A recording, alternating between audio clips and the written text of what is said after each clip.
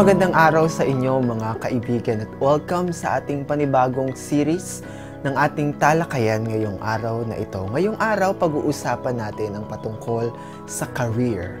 What sort of career can a Christian consider? Alam niyo, when we talk about career, ang pumapasok mostly sa isipan natin kaagad is aspiring a Christian careers, tulad ng working at the church or in a para-church ministry. We may realize na pwede din naman tayong mag-work outside the walls of the church or the Christian name. Christians can be a doctor, pwede ding maging nurse, teacher, childcare workers, social workers, o kaya law enforcement officers or counselor. There is nothing biblical about limiting stance when it comes to careers. Tayong mga Kristiyano can consider almost any careers. Alam niyo, sabi ni Apostle Paul, nagsulat siya sa mga taga-Korinto, ang sabi niya doon, mamuhay ang bawat isa ayon sa ipinagkaloob sa kanya ng Panginoon at magpatuloy sa dati niyang kalagayan noong siya'y tawagin ng Diyos. Ito ang itinuturo ko sa lahat ng iglesia. Manatili ang bawat isa sa kalagayan niya nang siya'y tawagin ng Diyos. Ikaw ba'y isang alipin nang tawagin ka ng Diyos? Huwag kang mag-alala tungkol doon.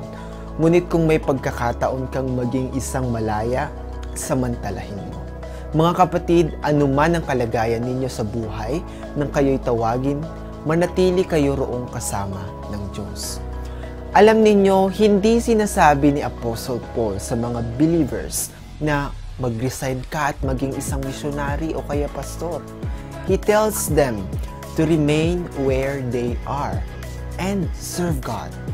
Sa kaparehong pananalita, sinabi ni Apostle Paul sa mga taga-Kolosas, at anuman ang inyong gagawin o sasabihin, gawin ninyong lahat sa pangalan ng Panginoong Hesus at sa pamagitan niya ay magpasalamat kayo sa Diyos Ama. Ito ay hindi batayan sa kung gaano kalaki o karami ang iyong ginagawa. Kung hindi, ito ay ayon sa kung para kanino mo ito ginagawa. We glorify God when we work hard and cheerfully, whether as a pastor, or as an actor, or a stay-at-home mother, or tulad ng barista. Pwede din yun.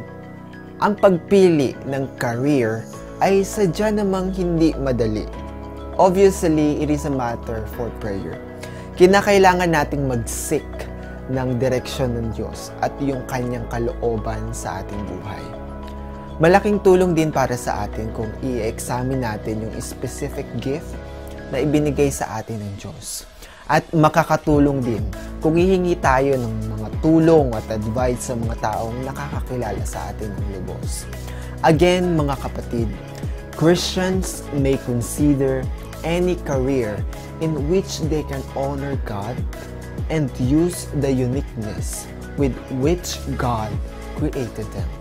Siyempre, may mga careers din naman na obviously hindi nakakalugod sa Diyos. At karamihan sa mga ito ay yung mga bagay na illegal tulad ng prostitution o kaya ng pornography.